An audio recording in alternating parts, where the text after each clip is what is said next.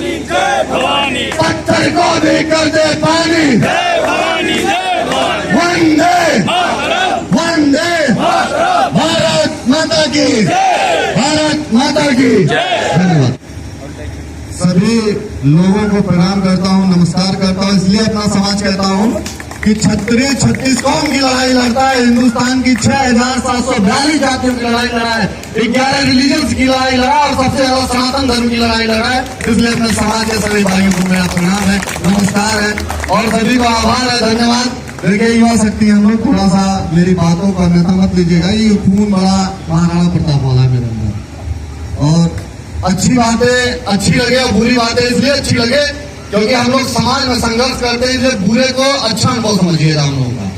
तो 24 घंटा चलता हूं मैं, कोई ऐसा दिन नहीं है जिस दिन हम लोग ना चलते हो। राजेश भैया को पता है मेरे बारे में, और समाज में जितने लोग थोड़ा भी चलते हैं उनको पता है कि एक बेटा है जो उत्तर प्रदेश के आजमगढ़ से निकलकर कन्याकुमारी तक जाके समाज की लड़ाई लड़ता है, उसमें से मैं। और आज तक जो भी पहचान मिली है, मैं तो ये कहता हूं, मैं अपनों के अलावा किसी को नमस्ते भी करना पसंद नहीं करता हूं, क्योंकि जो हमारे अपने हैं वो महाराणा प्रताप, बप्पा राव और राणा सांगा और भगवान राम के आदर्शों को मानते हैं, रावण के आदर्श वालों को मैं नहीं मानता। तो इसलिए मैं उन्हीं को नमस्कार करता हूं जो हमारे आदर्शों को मानते हैं। क्यों, गलत तो नहीं कह रहा हूं ना? अगर गलत कहूं तो आप लोग जरूर टोकिएगा, क्योंकि मैं गलत कहता नहीं।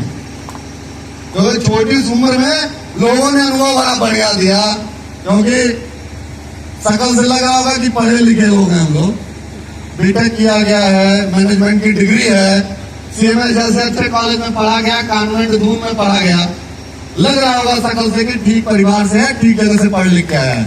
उसके बाद भी हमारे जैसा लड़का अगर संघर्ष कर रहा है इस देश में, तो हम कैसे कहते हैं कि इस देश में हमारे पूर्वजों ने गढ़ किले और जमींदारी और रजवाड़े दे दिए, जहां आज भी हमें आरक्षण में संघर्ष करना पड़ रहा है। कैसे मैं मान लूं? मेरा जैसा लड़का अगर समाज के लिए संघर्ष कर रहा है, तो मैं कहता हूं मेरे समाज का गरीब बेटा कितना संघर्ष कर रहा होगा। मैं कैसे मान लूं कि 70 साल में हमारे देश में हम लोगों को आजादी मिल गई? मैं कैसे मान लूं कि हमारे देश में आज भी आरक्षण जैसी जंजीर को हमारे समाज से लपेटा गया है, निचोड़ा जा रहा है, हमारे खून को परोसा जा रहा है, हमारे वजूद को चैलेंज किया जा रहा है? मैं कैसे मान लूं कि हमारे देश में 7.5 लाख लोग आजादी में संघर्ष में शहीद हुए, उसमें से 5.5 लाख जिस समाज से संघर्ष किए शहीद हुए वो हमारा समाज है? मैं कैसे मान लूं कि मुझे आजादी मिली? मैं कैसे मान लूं कि जब देश आजाद हुआ, जब हिंदुस्तान आजाद हुआ, तो इस देश में नोट छापने के लिए सोने की जरूरत होती है। आप लोगों को पता है कि जितना सोना रखा जाता है नोट उतनी ही छापी जाती है। राजेश भैया आपको तो पता होगा, आरबीआई की गाइडलाइन है, और मैनेजर साहब को पता होगा कि जब देश आजाद हुआ तो हिंदुस्तान में सोना किसके पास था, ये पूरी दुनिया जानती है। सरदार वल्लभ भाई पटेल ऐसे करके घूमे हैं रजवाड़ों में, हम लोगों ने इतना सोना सरकार को दान दिया कि 1 रुपए की कीमत $2 की बराबर थी। इतना सोना हम लोगों ने देश को दिया है। और देश के बैंक में जो 3000 टन सोना है ना, वो हमारे बाप दादाओं का है, वो हमारे बाप दादाओं की मेहनत का है। आजादी से पहले हिंदुस्तान की 87% जमीन, मैं ये लिखा पढ़ा बोल रहा हूँ, आप लोग ITI से मांग लीजिएगा, एक भी शब्द गलत अगर मिलेगा तो मैं अपनी पगड़ी आप लोगों को पहना दूंगा, क्योंकि मैं PhD किया हूँ अपने समाज में। 87% जमीन जिस समाज की है, वो समाज आज जमीन पे बैठने के लिए मजबूर है। मुझे बताऊँ आप लोग बोलते हैं ठाकुर के 2 ठिकाने, या तो थाने या तो शराब खाने, इसमें से दोनों गलत है। 1952 में बिनुआ भावे भूदान या जुआ 87% में 43.8% जमीन हम लोगों ने भारत में आर्टिकल 19 समाज की स्थापना के लिए दान दिया हुआ है। कौन कहता है हमने शराब पिया है?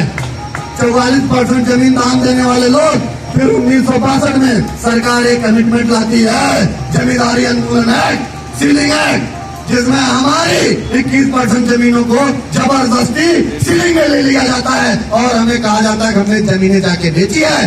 अरे पूछो अपने वजूद से, हमने बेचा नहीं है, हमने तुम्हारे बाप दादाओं को दान किया है। तब हमारे बगल में मकान बना के तुम हमारी हैसियत को बताते हो कि तुम्हारे पास जमीनें हैं, वो हमारे बाप दादाओं की दी हुई है। मैं सरकार से मांग करता हूँ, आप मुआवजा देते हो, सरकार से कहता हूँ ना, रोड बनाते हो मुआवजा दे रहे हो, एयरपोर्ट बना रहे हो मुआवजा दे रहे हो, हमारे जमीन का मुआवजा जिस दिन देना पड़ेगा, हिंदुस्तान का खजाना 23 बार खाली होगा। कितनी बार खाली होगा? 23 बार खाली होगा। आज जिस विधानसभा में तुम बैठ के चिल्लाते हो, हमारे खिलाफ कानून बनाते हो, जिस लोकसभा में हमारे खिलाफ कानून बनाते हो, पूछो वो किसके बाप दादाओं ने बनाई है?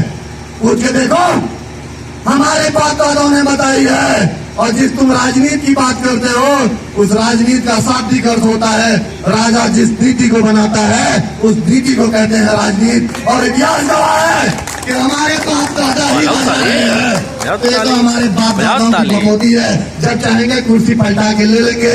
गलतफहमी मत पालिए, संघर्ष करिए और अपने लोगों के लिए संघर्ष करिए और बताइए कि आप लोगों के पूर्वजों ने, लोग बोलते हैं पूर्वजों ने क्या बोला, क्या किया। मैं बताता हूँ, पूर्वजों ने वो किया कि हर कोई सिंह लिखने के लिए तरस रहा है। यह किया है हमारे पूर्वजों ने। सही बात। बनना सबको क्षत्रिय है, जलना सबसे ज्यादा हमसे है। तो खबरदार, परिवर्तन होने वाला है। महाराणा प्रताप का 70 किलो का भाला तैयार है तुम्हारे लिए, तुम्हारे वजूद को चैलेंज करने के लिए। और वादा करते हैं कि इस देश से अपने हक हकूक को छीन के रहेंगे, चाहे उसके लिए महाराणा प्रताप और भगत सिंह क्यों ना बनना पड़े। धन्यवाद। बहुत ज्यादा बोलूंगा तो शायद आप लोगों का पेट ज्यादा गर्म हो जाएगा।